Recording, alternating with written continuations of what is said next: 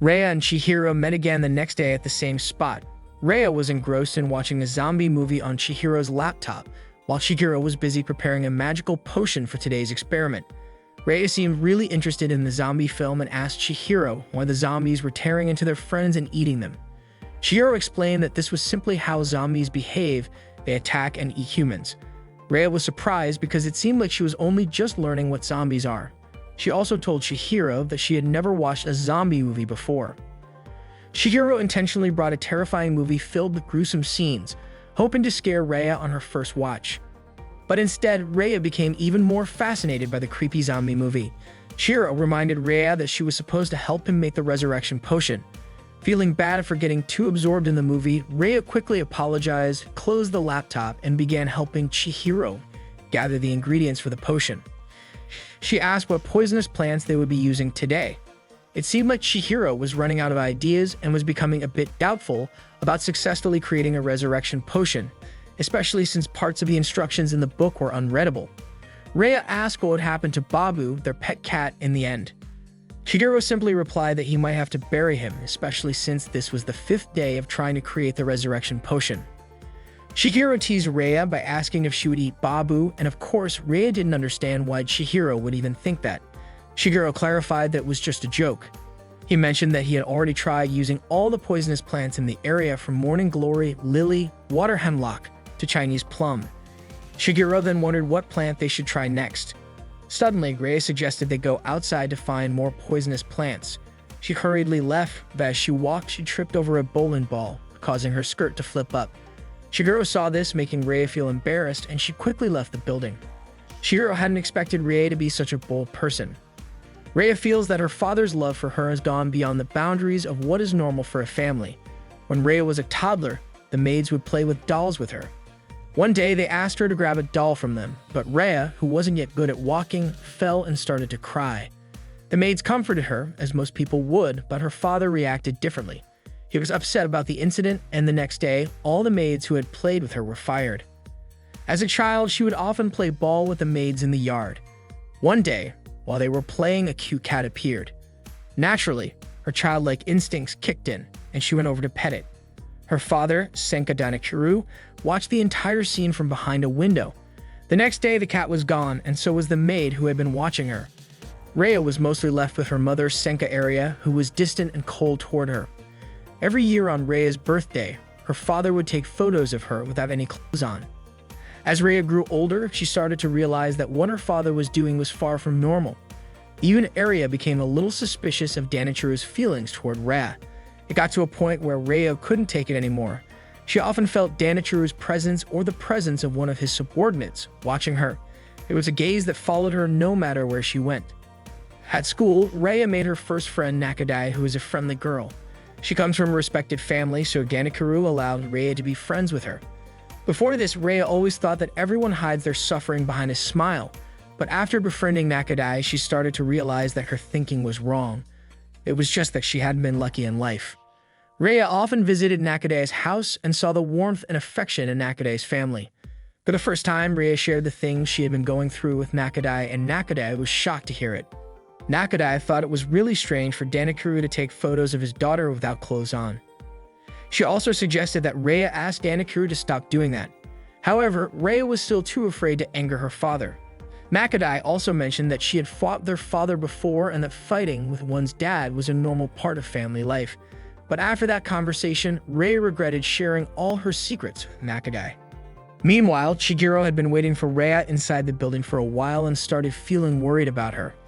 He was afraid Rhea might have gotten lost in the forest or even slipped and fallen into the river, although he wasn't sure if Rhea would do something that dangerous. He looked out the window and was shocked to see Rhea struggling to climb a steep hill. Chihiro rushed out to help her and arrived just as Rhea was about to slip. Fortunately, Chihiro grabbed her hand firmly, pulling her back and preventing her from falling. He even teased Rhea, calling her a lady who can't survive without a caretaker. Rhea got annoyed at that and claimed she could climb the hill by herself. Chihiro then jokingly asked if she wanted him to let go of her hand, which of course she didn't. They returned to the abandoned building and Chihiro asked why Rhea felt the need to climb the hill. Rhea simply replied that she saw the plant she was looking for growing near the grave at the top, and she thought it would be faster to get there by climbing. Shigeru called her a reckless rich girl, but Rhea didn't care. She said that even if she fell and died, Shigeru could just bring her back to life as a zombie. Shigeru was startled by this, especially since he hadn't even managed to revive Babu yet. He also pointed out that he had never said he would bring Rhea back to life if she died. Rhea made it clear, though, that she was begging Shigeru to revive her if that ever happened to her. Rhea finally found the courage to ask Danikuru to stop his actions. She refused to be photographed without clothes. Danikuru then asked why she was rejecting this, claiming it was a normal thing for parents to document their child's physical growth. Rhea shouted back, saying it was not normal and unlike other families. She wanted them to be a normal family. She wanted to live a normal life just like everyone else. Danikuru then asked if someone had said something to her, but Rhea denied it, though Danikuru kept pressing. Rhea grew angrier and told him that anyone would find what he was doing strange. Danikuru simply responded that Rhea didn't understand. The only thing that was truly real in this world was Danikuru's love for her. He then walked away, but Rhea was left feeling deeply unsettled. Sure enough, the next day a friend told Rhea that Nakade was moving away, saying that something had happened to Nakade's father. He had been forced to quit his job. Rhea knew Danikuru was behind this. Once again, he had interfered. Rhea ran to see Nakade, relieved she could still catch her before she moved. Nakade was going to a cat shelter because her new home wouldn't allow pets. Nakade's family had changed, and she was angry with Rhea for saying something to Danikuru. Nakade felt that she had never interfered in Rhea's life, and now she regretted ever being friends with her. Nakade left Rhea standing there, feeling devastated. Rhea became more convinced that Danikuru had taken everything from her. Danikuru explained to Rhea that happiness means something different to everyone. He believed that the purity of his love for her was something no one else could understand, and he told her that one day she would realize how deep his love was, deeper than anyone else's. He also warned Rhea that if she didn't understand, someone else would suffer. Danikuru insisted that Rhea didn't realize how much better her life was compared to others. Then Danikuru demanded that Rhea take off her clothes so he could take her picture for her birthday this time. Rhea couldn't stop him this time. She realized that if her happiness came at the cost of someone else's suffering, she would rather live in sadness. Rhea showed Shigeru the poisonous plant she had collected. It was a hydrangea. Shigeru asked why she had chosen a plant that grew all over town. Rhea explained that many people didn't realize how dangerous it was. It was a symbol of her family, and she had many in their garden. Even when she was little, her father had warned her never to put it in her mouth. Suddenly, Shigeru remembered that his forgetful grandfather used to eat hydrangea leaves all the time. Rhea was surprised and wondered if the plant's effects vary depending on the person. They decided to try it out.